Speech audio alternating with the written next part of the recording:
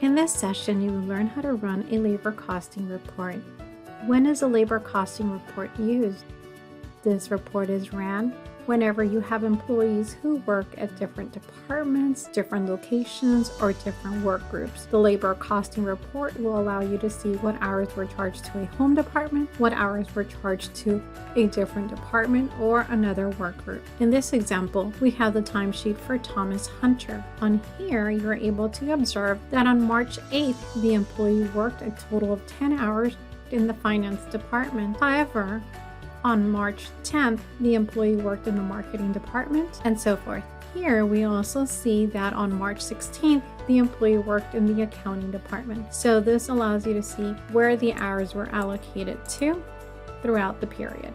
Now let's run a report to extract that information to see if any other employees also worked in other work groups. Go into the hamburger icon, proceed and click on the reports category, the report generator page.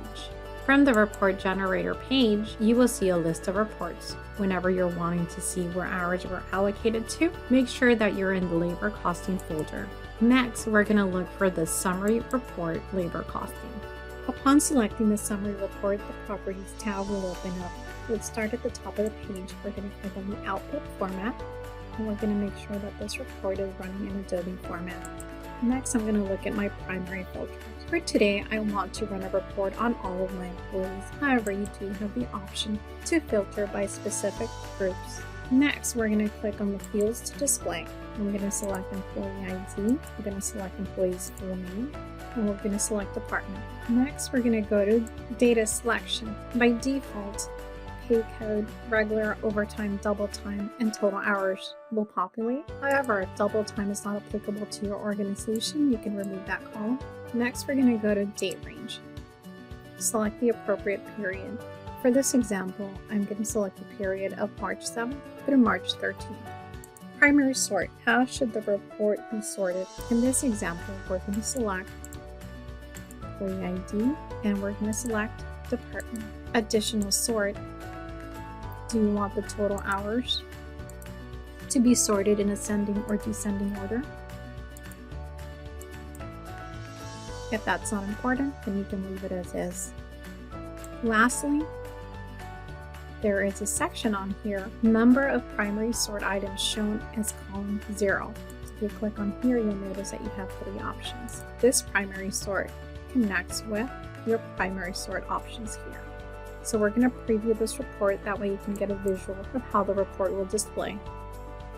On here you have the employee, then you have department, then the number of hours.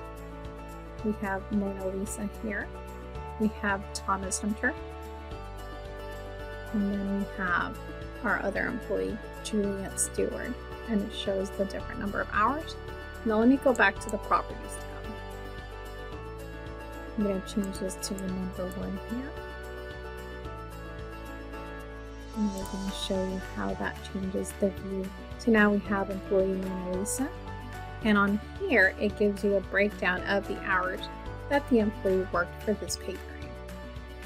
We can see that for the marketing department, the employee worked 17.25 hours, and in the accounting department, the employee worked a total of 22.75 hours, for a total of 40 hours for the week,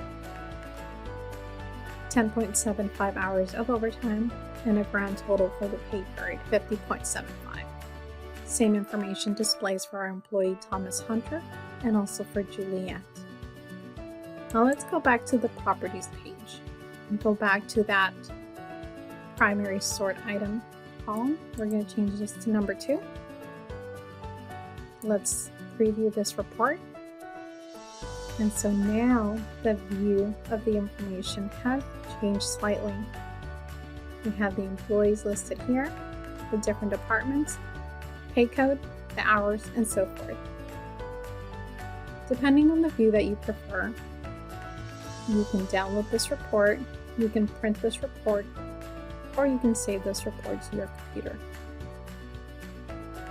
This concludes the labor costing report overview.